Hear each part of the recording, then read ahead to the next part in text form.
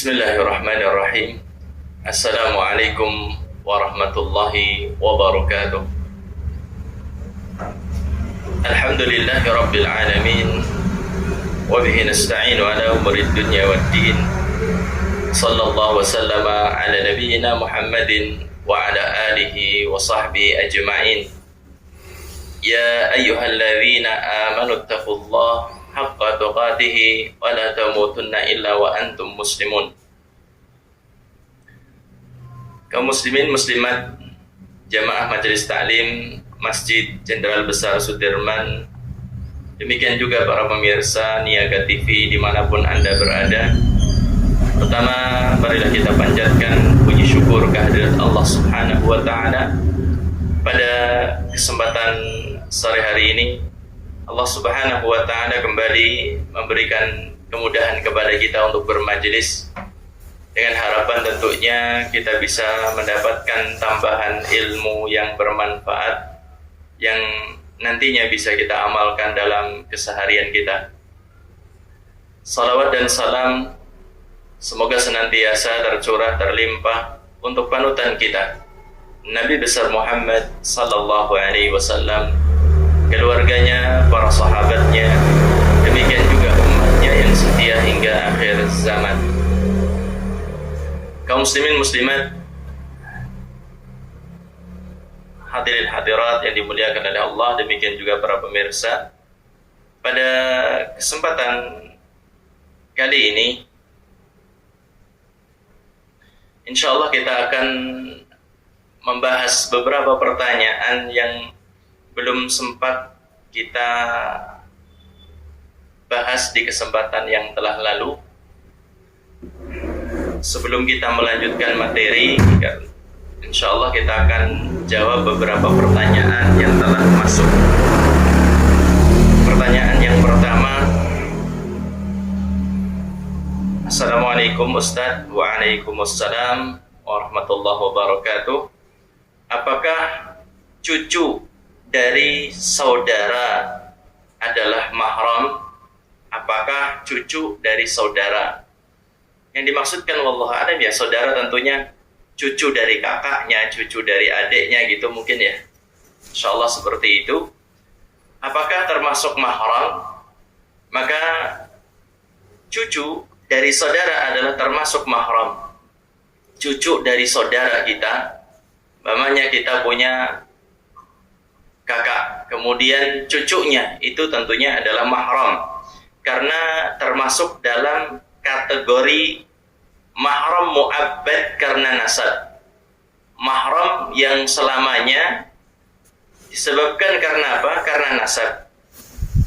Kelompok yang mana? Kelompok yang ke-6 dan ke-7 yang telah kita kaji, yaitu apa? Anak perempuan dari saudara laki-laki dan saudara perempuan, yaitu apa? Keponakan dan ke bawah. Bukan hanya keponakan saja, tetapi ke bawah. Maksudnya adalah cucu dari saudara kita, cucu dari saudara kita. Ini pertanyaan yang pertama. Pertanyaan yang kedua yang masuk adalah, anak dari pertama lahir disusui oleh kakak anak sampai umur 2 tahun. Jadi seseorang ini disusui oleh kakaknya, kakak kandungnya sendiri. Kasusnya jelas ya, karena banyak juga kan, karena mungkin nikahnya awal, kemudian punya anak, punya cucu, kemudian ternyata masih melahirkan gitu. Kasusnya kan seperti itu. Jadi cucu sama anaknya itu seumur gitu kan. Ada kasus seperti itu enggak? Seorang punya anak, dia punya anak nomor sekian gitu ya. Sementara anak yang barunya itu sudah punya anak juga gitu. Kasusnya seperti itu. Jadi kasusnya ini mengatakan anak dari pertama lahir, kemudian disusui oleh kakak sampai umur 2 tahun. Apa hukum anak dengan suami kakak anak? Di perempuan ini kasusnya.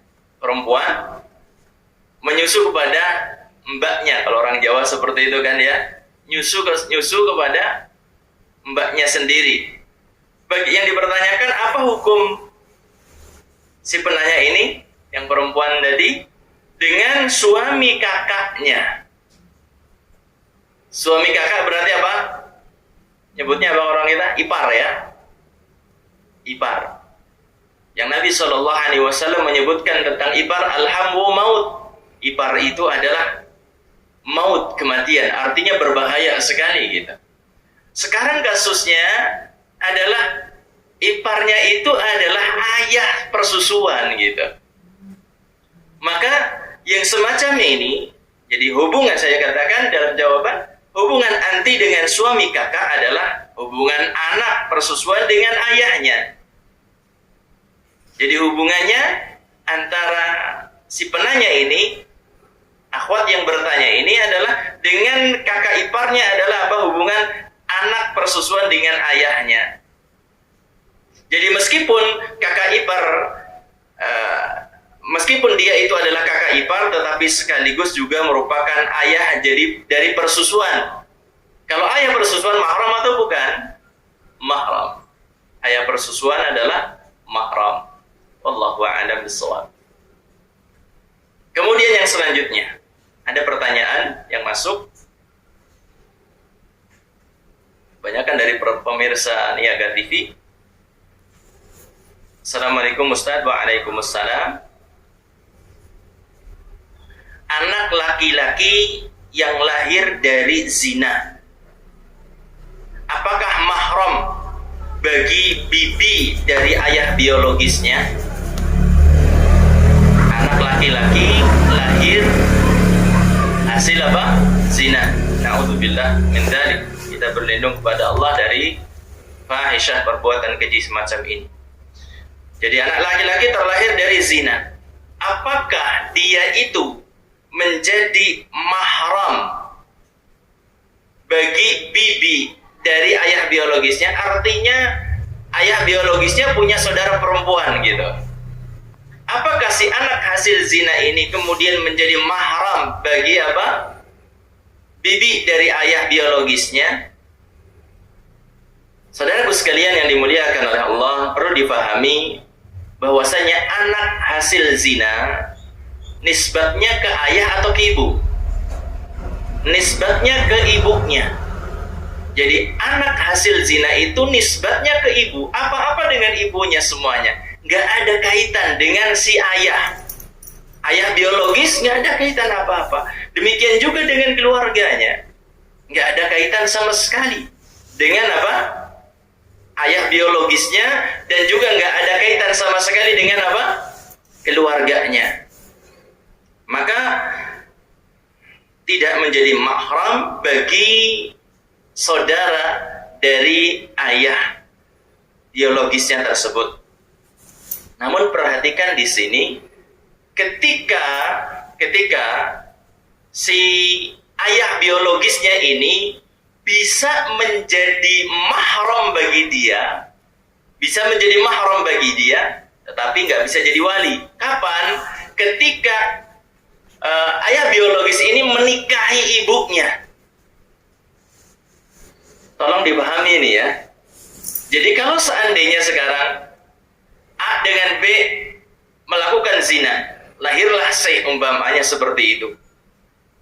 Si A laki-laki ini nggak bakal sampai kapanpun nggak bisa jadi wali daripada si C, anak yang terlahir kalau seandainya anaknya perempuan. Namun anak yang hasil zina ini, jika dia perempuan, itu bisa menjadi mahram bagi ayah biologisnya jika ayah biologisnya ini menikahi ibunya. Tetapi tetap saja nggak bisa jadi wali, tetapi mahram. Karena sebagai apa? Ayah apa? Ayah tiri. Bukan jadi ayah beneran gitu, ayah tiri. Bisa dipahami ini ya. Jadi secara kewalian itu nggak berhak sama sekali kalau lahirnya dari perzinahan. Wallahu a'lam bishawab. Pertanyaan yang keempat sekarang. Ustadz, kenapa saya susah sekali dapat jodoh? Insyaallah. Kayak aku temen ya gitu kan. Kok kayak saya banget sih gitu. Ungkapan semacam ini sebenarnya hendaknya dihindari. Jangan sekali-kali mengungkapkan sesuatu tidak baik. Ini ungkapan tidak baik. Susah jodoh gitu. Susah dapat jodoh. Jangan ungkapan itu. Karena apa? Ya, sebagaimana disebutkan di orang kita ya, ucapan adalah apa? Doa. Jangan sampai ungkapkan semacam itu. Karena khawatir sekali, bahwasannya apa? menjadi sesuatu yang diomongkan kemudian menjadi persangkaan seorang hamba kepada Allah Subhanahu wa taala. Ini kan kita khawatir semacam ini. Kalau sampai seandainya ini jadi persangkaan kepada Allah, Allah kok nyusahin saya sih dalam masalah hamba gitu. Ya, apa dalam masalah apa perjodohan gitu apa? Kok susah banget ya Allah ngasih jodoh ke saya, istilahnya seperti itu. Ini khawatir, termasuk su'udzon billah. Termasuk apa? Su'udzon, berprasangka jelek kepada Allah Subhanahu wa taala. Dan Allah Subhanahu wa taala, apa yang Allah berikan kepada hamba itu sesuai dengan persangkaan hamba kepada Allah. Ana inda dhanni 'abdi bi. Aku seperti persangkaan hamba kepadaku. Apa yang aku berikan kepada hamba seperti persangkaan hamba kepada. Falyadhunna bima syaa. Kata Allah, terserah hamba itu mau berprasangka seperti apa kepadaku. In khairan fa khairun. Kalau persangkaannya baik, maka kebaikanlah yang akan dia dapatkan. Wa in syarran fa syarrun. Kalau seandainya persangkaannya jelek, maka itulah yang akan dia dapatkan. Maka apa yang tadi disebutkan oleh penanya, bahwasanya susah dapat jodoh itu sebaiknya dihindari. Ungkapkanlah dengan bahasa belum datang jodoh seperti itu, atau belum cocok dan lain sebagainya. Ungkapan yang lebih baik daripada ungkapan semacam ini. Demikian juga, dan kerjaan sampai sekarang belum ada yang tetap. Urung duwe pasangan, kerjaannya urung tetap. Ya, seperti itulah. Nasib gitu ya. Saya mau tanya ini, mendingan mana sih kerja tetap sama tetap bekerja? Mendingan mana, Pak? Tetap bekerja? Iya, mendingan tetap bekerja daripada pekerjaan tetap. Pekerjaan tetap jadi gitu terus gitu lama, Masya Allah. Tetapi kalau tetap bekerja itu kan sekarang jadi pemborong, besok jadi apa lagi, besoknya jadi apa lagi gitu kan? Ya masalah, tetap bekerja itu lebih baik. Yang jelas dalam batasan-batasan yang memang datang dari syariat Islam ini. Jamaah sekalian yang dimuliakan oleh Allah, terkait dengan jodoh, terkait dengan pekerjaan, ini adalah bagian daripada takdir Allah Subhanahu wa taala kepada seorang hamba. Ini takdir dari Allah Subhanahu wa taala, dan ketetapan tentang masalah jodoh, tentang pekerjaan dan apa saja yang didapatkan oleh seorang hamba itu sudah ditetapkan 50.000 tahun sebelum diciptakannya langit dan bumi. Takdir sudah baku, nggak berubah. Sudah ditetapkan berapa? 50.000 tahun sebelum diciptakannya langit dan bumi. Dalam sebuah hadits Nabi SAW menyebutkan, Inna Allah qaddara maqadir al-khalqi qabla an yakhluqa as-samawati wal ardi bi 50,000 sana. Sesungguhnya Allah Subhanahu wa taala telah menetapkan takdir hamba-hambanya 50.000 tahun sebelum diciptakannya langit dan bumi. Termasuk juga dalam masalah perjodohan, termasuk juga dalam masalah pekerjaan. Ini sudah ditakdirkan oleh Allah, sudah ditetapkan oleh Allah Subhanahu wa taala. Namun perlu kita pahami bersama bahwasannya ketika kita mengimani takdir bukan berarti kita nggak berusaha. Ketika kita mengimani takdir bukan berarti kita tidak berusaha. Karena Allah Subhanahu wa taala di dalam sunnah kauniyahnya, Allah itu telah menetapkan sebab akibat. Sebab akibat itu berlaku. Orang yang pengen hidup mapan ya tentunya kerja keras. Orang yang pengen punya anak tentunya menikah. Orang yang pengen sembuh ya harus berobat. Ini telah ditetapkan oleh Allah Subhanahu wa taala sebab akibat. Jadi bukan berarti kemudian segala sesuatu ditakdirkan oleh Allah kita nggak perlu berusaha. Kita tetap terus berusaha. Kenapa? Kita nggak ada yang tahu tentang masalah jodoh kita. Ada yang tahu? Kalau seandainya yang masih bujangan ini tahu jodohnya kapan datangnya ya silahkan aja, tunggu saja kalau sudah tahu. Tapi dari mana taunya? Nggak ada yang tahu. Dalam masalah rizki, dalam masalah pekerjaan, itu juga nggak ada yang tahu. Cuma kita tertuntut terus berusaha semaksimal mungkin. Maka saran saya, nasihat saya untuk penanya, untuk apa? Terus berusaha dengan maksimal. Yang namanya berusaha maksimal bukan cuma sekedar nyari link. Ustadz ini ditembusi, Ustadz saya nyetor biodata.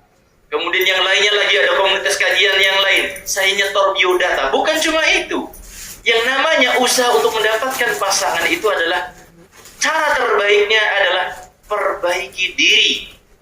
Ketika waktu penantian ini perbaiki diri. Setor biodata, usaha. Bagus seperti itu.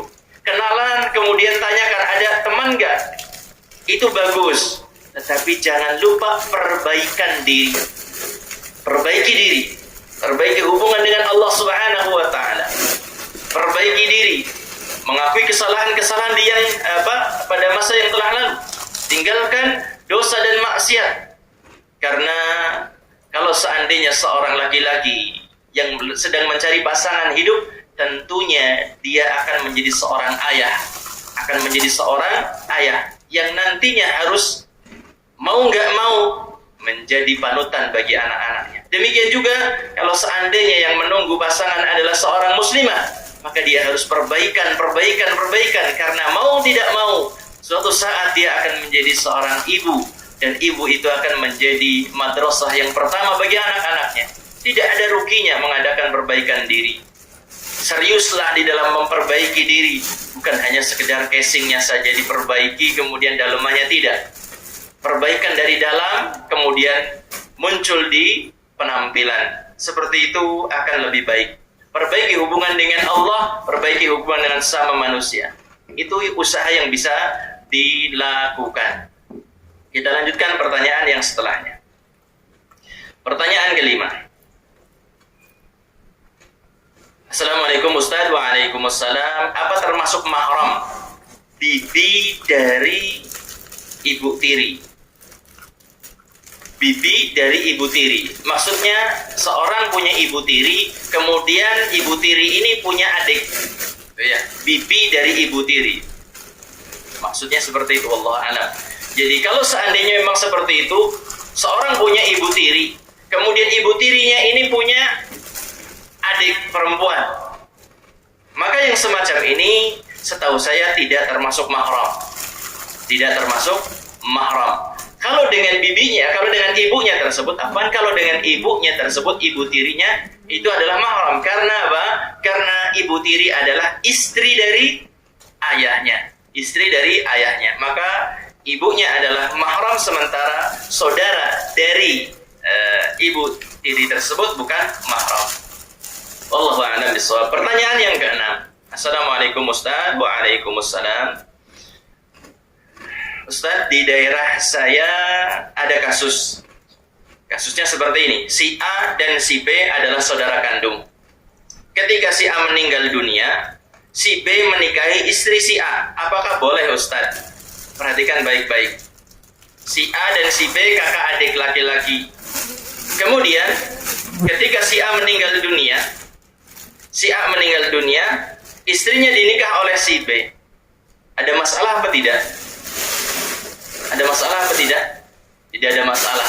kecuali kalau si B ini sudah punya istri, masalah.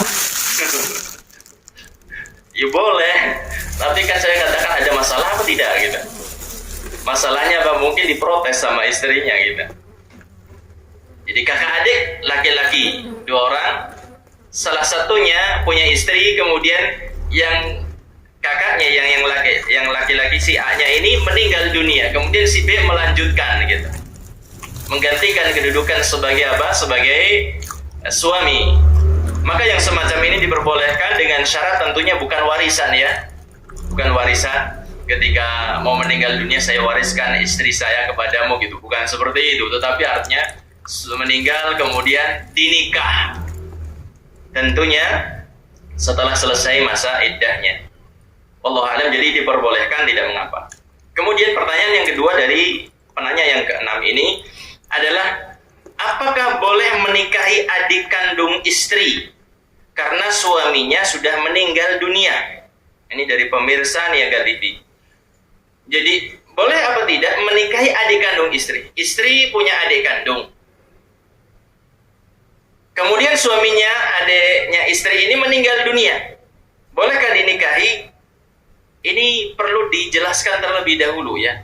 Jadi artinya perlu kita perhatikan di sini kasusnya. Adik kandung istri dinikahi. Ini istrinya masih dalam ikatan apa enggak gitu kan? Iya kan? Karena menggabungkan 2 saudara perempuan boleh enggak dalam pernikahan? Tidak boleh. Tidak boleh. Maka di sini kalau seandainya istri penanya ini masih hidup, maka tidak diperbolehkan. Namun lain halnya kalau seandainya istri penanya itu sudah berpisah, bercerai dengan istrinya, atau meninggal, maka boleh saja menikahi adiknya istri. Kasusnya sama seperti yang pertama tadi kan, mirip seperti itu. Jadi tidak ada masalah. Jadi perlu diperinci di sini, kalau seandainya istri dari penanya ini masih ada, maka tentunya tidak boleh menggabungkan 2 saudara perempuan dalam pernikahan. Kemudian kalau seandainya sudah bercerai atau istrinya meninggal, maka tidak mengapa. Penanya yang ke-7 menyebutkan, Assalamualaikum Ustaz. Waalaikumsalam. Mohon maaf jika pertanyaan saya sudah pernah dijelaskan sebelumnya mengenai wanita yang haram dinikahi. Bolehkah kita menikahi anak perempuan? Nih, perhatikan baik-baik. Ini menunjukkan kefahaman antum yang hadir di majelis yang sebelumnya ini. Bolehkah kita menikahi anak perempuan dari sepupu laki-laki ayah kita? Karena nenek saya dan kakeknya si anak perempuan ini adalah bersaudara. Ayah kita punya sepupu. Kemudian sepupu ayah ini punya apa? Punya anak ya. Punya anak perempuan. Jadi ayah kita, umumnya kita laki-laki, ayah kita punya sepupu. Sepupunya ayah ini punya anak perempuan. Boleh dinikahi enggak? Boleh. Enggak ada masalah kan? Enggak ada masalah. Boleh dinikahi. Perhatikan baik-baik. Jangankan seperti itu ya. Ini sepupuan. Kakak beradik saja anaknya boleh menikah. Umpamanya antum ini laki-laki, kemudian ayah antum punya kakak.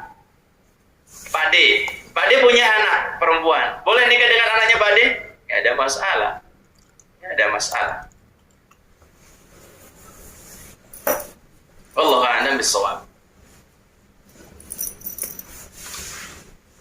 Dari penanya yang ke-8 yang setelahnya, Assalamualaikum Ustaz. Waalaikumsalam. Mohon izin bertanya, bagaimana jika cucu laki-laki dari kakak perempuan dengan cucu perempuan dari adik laki-laki menikah? Bagaimana hukumnya Ustaz?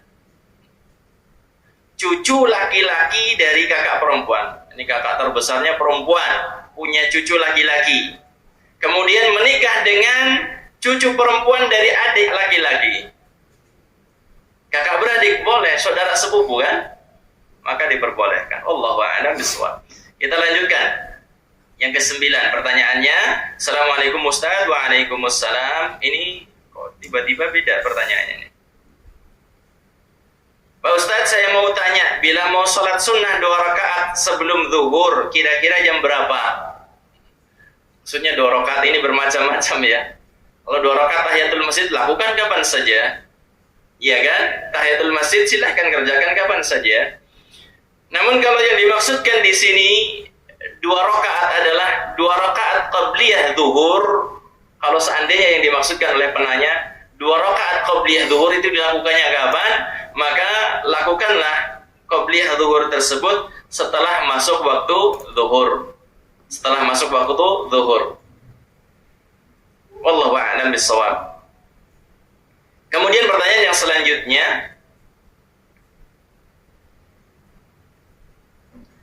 perhatikan baik-baik pertanyaannya untuk memahami apa yang telah lalu dari materi kajian. Kalau kakak dari suami yang istrinya asinya disusui oleh seorang anak, mahram atau bukan sekarang? Seorang anak laki-laki seorang anak menyusu kepada seorang ibu, kan punya suami, ya, punya suami. Suami ini punya saudara. Apakah menjadi mahram bagi anak tersebut?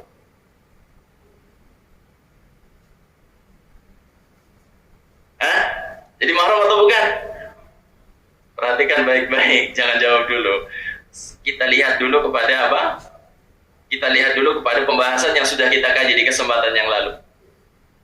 Jadi seorang menyusu kepada seorang ibu ini kan punya suami, yang menjadikan dia punya susu kan punya suami, gitu kan? Kemudian suami ini punya saudara. Apakah saudaranya bapak tersebut jadi mahram bagi anak? Perhatikan baik-baik kalau mengatakan bukan. Perhatikan baik-baik. Mahram mu'abbad karena persusuan. Mahram mu'abbad karena persusuan. Di antaranya, antum kalau dulu mencatat, perhatikan baik-baik, adalah saudara perempuan dari suami, dari wanita yang seorang menyusu kepadanya. Mahram kan? Mahram. Kenapa? Kenapa jadi mahram? Karena punya kaitan dengan suami tersebut kan, yang menjadikan wanita yang disusui itu punya susu kan? Ini punya kaitan. Jadi yang menjadikan sebab dia itu punya anak persusuan adalah karena suami ini. Maka suaminya juga punya kaitan dengan apa? Dengan istrinya tersebut kan? Bisa dipahami nih? Semoga bisa dipahami ya. Jadi kalau kita mau melihat kepada mahram mu'abbad karena persusuan atau radha'ah, dulu kita sebutkan di antaranya poinnya adalah poin yang ke-6. Kalau masih ingat, poin yang ke-6 adalah saudara perempuan dari suami, dari wanita yang menyusui. Itu dikatakan sebagai apa? Sebagai mahram. Sebagai mahram. Wallahu a'lam bishawab. Kemudian selanjutnya pertanyaannya masih di pertanyaan yang tadi, bibi dari ibu persusuan. Bibi dari ibu persusuan. Jadi seorang menyusu kepada seorang wanita. Wanita ini punya saudara perempuan. Mahram atau bukan? Mahram atau bukan? Mahram. Seperti itu. Wallahu a'lam bishawab. Kemudian selanjutnya adalah pertanyaan. Assalamualaikum Ustaz. Ada penanya yang menyebutkan namanya, saya Edi Susanto dari Simpang Raya. Saya mau bertanya, saya punya ayah duda. Jika menikah dengan adik mertua saya, apakah boleh hukumnya? Seorang punya ayah duda. Kemudian anaknya si duda ini punya mertua. Mertuanya punya adik. Boleh menikah dengannya? Silakan, tidak apa-apa. Allahu a'lam bishawab. Pertanyaan yang selanjutnya. Masya Allah. Pertanyaan yang selanjutnya. Assalamualaikum Ustaz. Waalaikumsalam. Mau tanya, saya dan suami sudah bercerai. Berarti bukan suami lagi. Saya sudah bercerai, tapi suami ingin rujuk. Tapi dia gak mau menemui orang tua saya. Mungkin karena takut atau orang tuanya gak setuju. Dia selalu menyuruh saya buat minta maaf ke orang tuanya. Saya sudah minta maaf, tapi dia tetap tidak mau menemui orang tua saya. Gimana Ustadz? Mohon penjelasannya. Terima kasih. Wassalamualaikum. Waalaikumsalam. Rujuk boleh apa tidak? Hah? Tergantung kondisinya. Jangan katakan boleh dulu. Tergantung apa? Kondisinya. Rujuk boleh jika, gitu kan? Talak pertama, talak kedua. Talak ketiga boleh rujuk?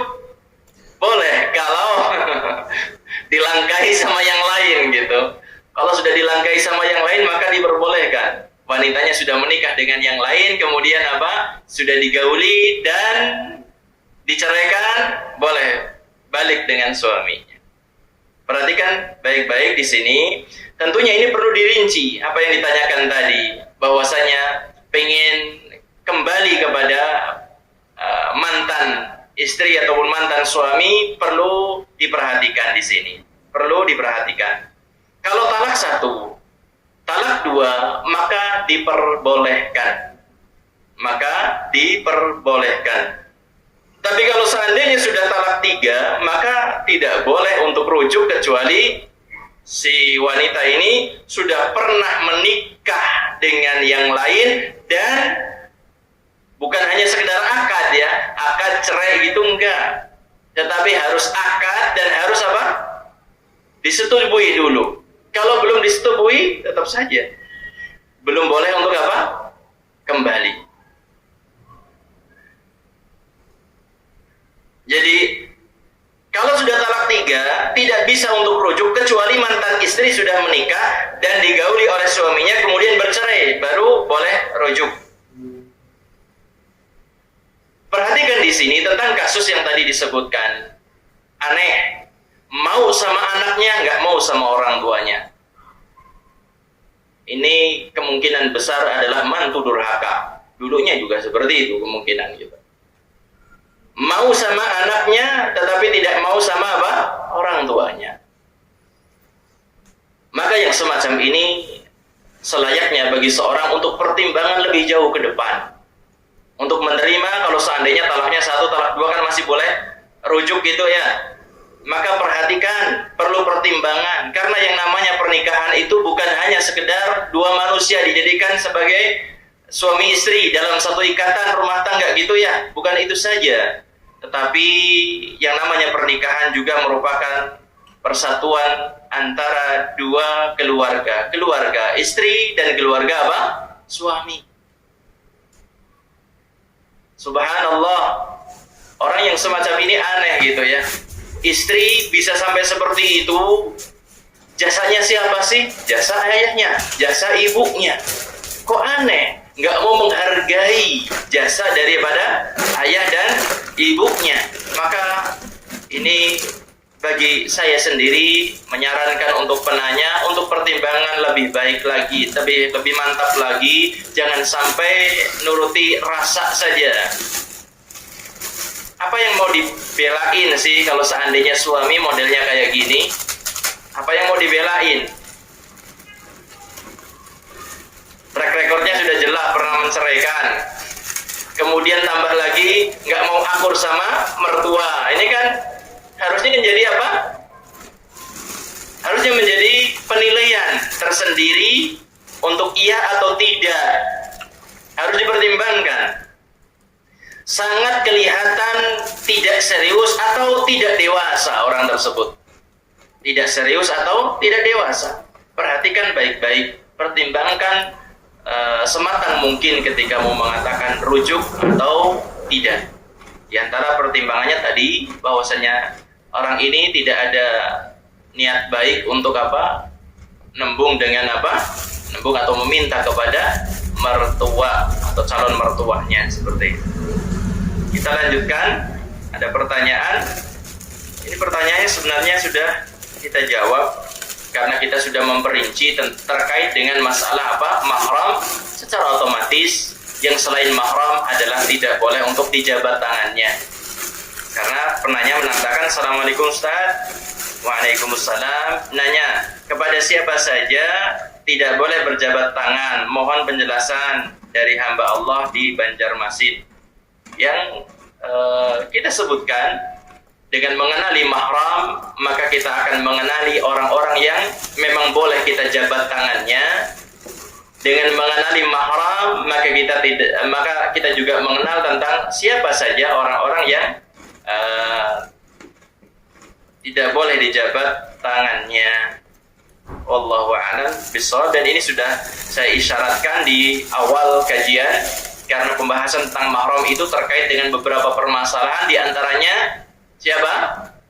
Menyentuh non mahram, gitu kan, sudah saya sebutkan di awal. Ada pertanyaan yang masuk lagi. Assalamualaikum. Waalaikumsalam. Tanya Ustadz, dalam acara walimahan, apa yang dibolehkan untuk menampilkan hiburan yang sesuai dengan sunnah? Dari Pak Bambang di Jambi.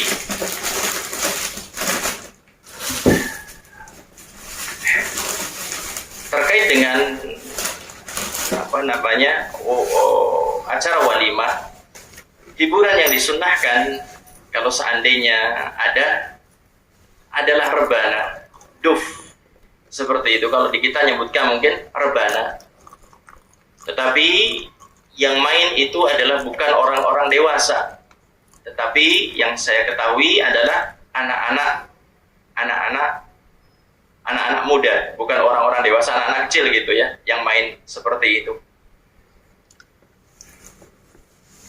Wallahu a'lam bishawab. Karena memang Nabi SAW menghalalkan duf ketika apa? Ketika untuk acara walimah, tetapi bukan dengan mendatangkan grup gambus atau apa gitu, bukan ya, tetapi adalah anak-anak kecil yang mainannya itu. Dan saya dapati di masyarakat Arab memang sangat tertutup sekali ketika mereka ada walimah, ada pernikahan gitu ya, di keluarganya Syekh dulu di sana. Kita dapati bahwasanya yang kita dengar cuma dari jauh saja. Mereka masuk ke dalam ruangan yang sangat tertutup, yang sangat privasi untuk perempuan saja, khusus perempuan. Laki-laki nggak ada yang main kayak gitu. Nggak ada yang main duf, itu nggak ada. Jadi perempuan saja. Cuma kita dengar suara dari jauh, istilahnya duk duk duk duk duk duk seperti itu. Nggak ada suara teriakan atau apa, tidak ada. Cuma ya mereka bermain-main, bersukacita di sesama mereka. Dan ini di kalangan perempuan saja, bukan untuk menjadi tontonan bagi kaum laki-laki.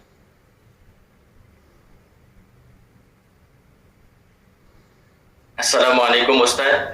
Waalaikumsalam. Saya dari Riau. Saya ingin bertanya tentang talak dalam pernikahan. Terima kasih Ustaz. Yang dimaksudkan apa ini? Talak.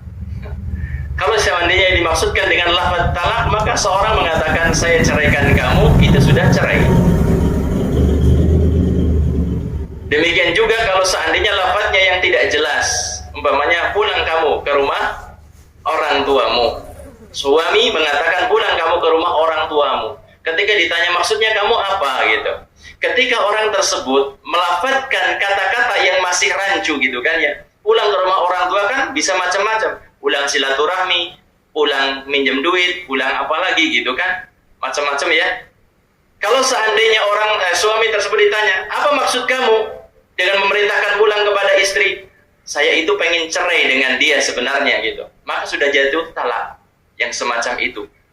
Karena itu lafadznya adalah bukan lafadz sharih jelas talak, tetapi ketika lafadz itu punya makna talak, kemudian disertai dengan niat menjadi talak. Kalau seandainya yang dimaksudkan seperti itu.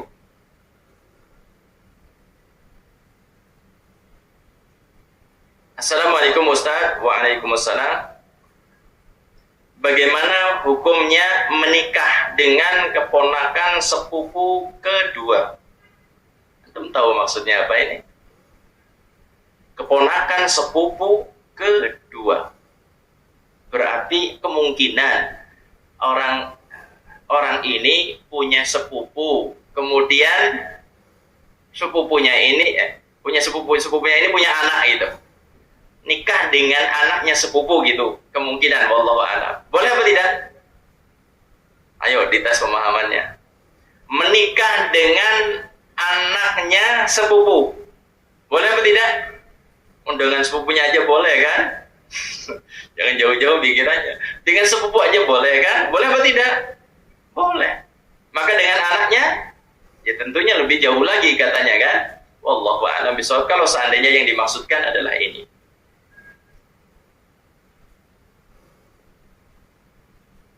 Untuk pertanyaan yang sampai kepada saya ini mungkin dari hadirin bisa langsung bertemu dengan saya, tidak apa-apa karena mungkin ada yang sifatnya privasi seperti itu.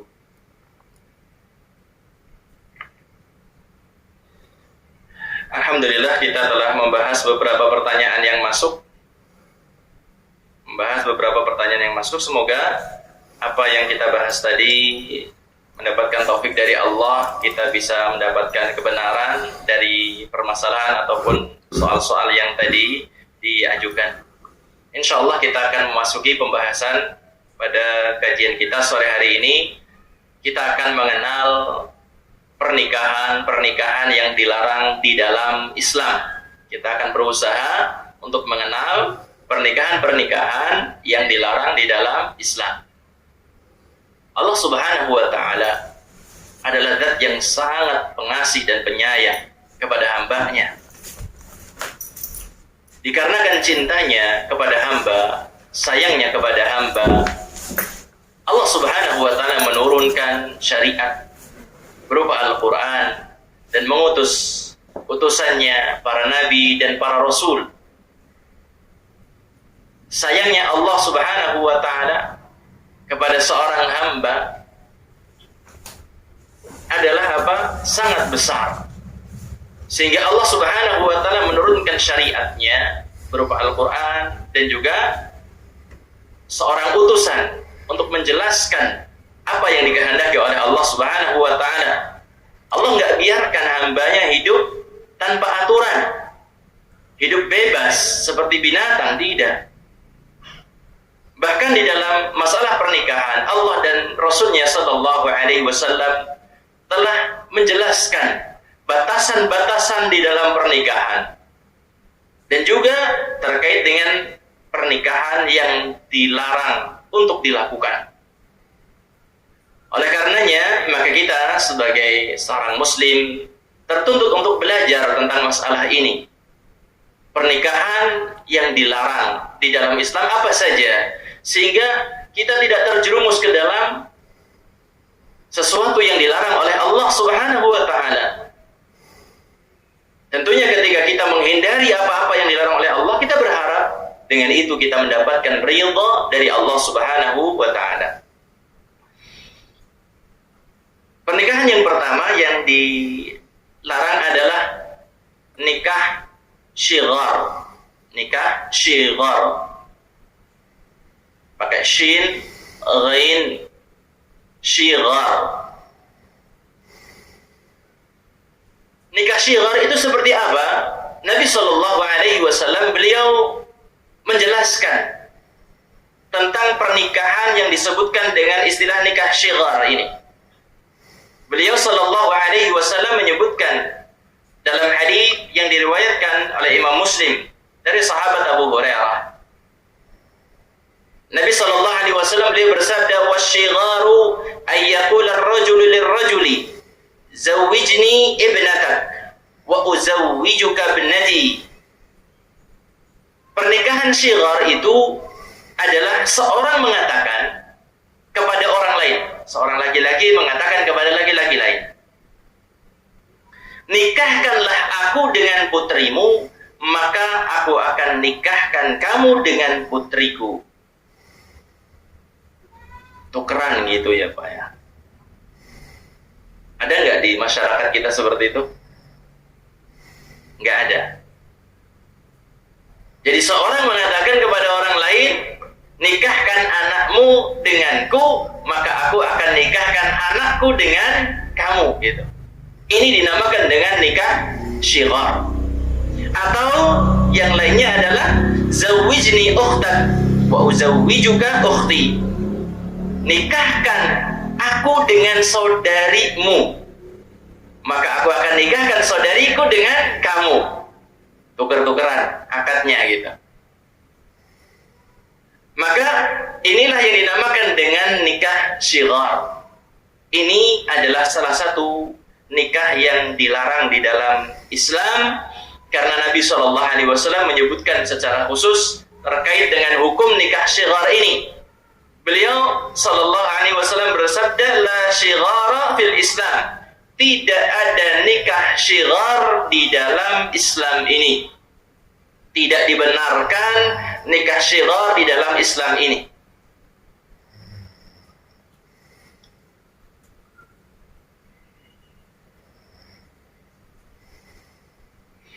Perhatikan baik-baik jamaah. Hadis yang tadi kita bacakan ini menunjukkan haramnya pernikahan dengan apa yang dinamakan dengan syighar ini. Tidak sahnya pernikahan tersebut.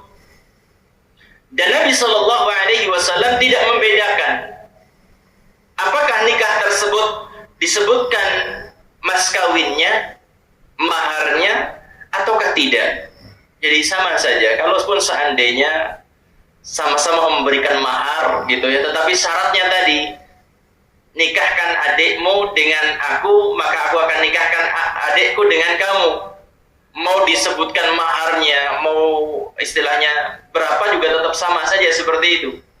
Jadi disebutkan oleh para ulama, Nabi tidak membedakan nikah syighar tersebut baik disebutkan maharnya ataukah tidak, sama saja dilarang. Wallahu a'lam bissawab. Ini adalah pernikahan yang dilarang yang pertama di dalam Islam, yaitu yang dikenal dengan nikah syighar. Yang kedua, nikah tahlil. Nikah tahlil. Nikah tahlil itu apa? Nikah tahlil yaitu menikahnya seorang laki-laki dengan seorang wanita yang sudah ditalak 3 oleh suami sebelumnya, lalu laki-laki tersebut setelah menikahinya mentalaknya itu. Tujuannya agar wanita tersebut dapat dinikahi kembali oleh suami sebelumnya setelah masa iddah wanita itu selesai. Nikah tahlil adalah apa? Nikah yang tujuannya untuk menghalalkan seorang wanita balikan dengan mantan suaminya gitu. Perhatikan, seorang laki-laki, seorang suami menceraikan istrinya dengan talak 3. Boleh rujuk apa tidak tadi? Tidak boleh. Tidak boleh rujuk kalau sudah talak 3. Kemudian ada seorang punya niatan pengen bantu. Orang ini pengennya apa? Kasihanlah, dia pengen balikan, tetapi apa terhalang karena apa? Talak 3. Akhirnya orang ini punya inisiatif. Inisiatif apa? Saya mau nikahi wanita tersebut, nanti saya ceraikan biar dia bisa balikan dengan apa? Suaminya. Maka ini yang dinamakan dengan tahlil. Haram yang semacam ini. Tidak boleh. Maka apa bedanya seorang tersebut dengan apa? Kambing pejantan gitu ya. Istilahnya seperti itu. Apalagi kalau rekayasanya dengan suami. Suaminya pengen balikan dengan istrinya, kemudian apa? Kontak temannya. Aku pengen balik dengan istriku, tapi terhalang ini. Gimana? Kamu mau nggak nikahi istriku? Kemudian apa? Kamu ceraikan nanti ya. Setelah kamu nikahi istri mantan saya, kemudian kamu ceraikan. Saya pengen balik gitu. Apalagi kalau settingan semacam ini. Ini adalah tidak diperbolehkan. Tidak diperbolehkan di dalam Islam yang semacam ini. Meskipun ya nikahnya benar-benar nikah dengan mahar, dengan wali gitu ya. Tetapi kalau merupakan settingan atau tadi yang pertama orangnya punya pengen nolong gitu, tapi nolongnya juga sambil menyelam apa?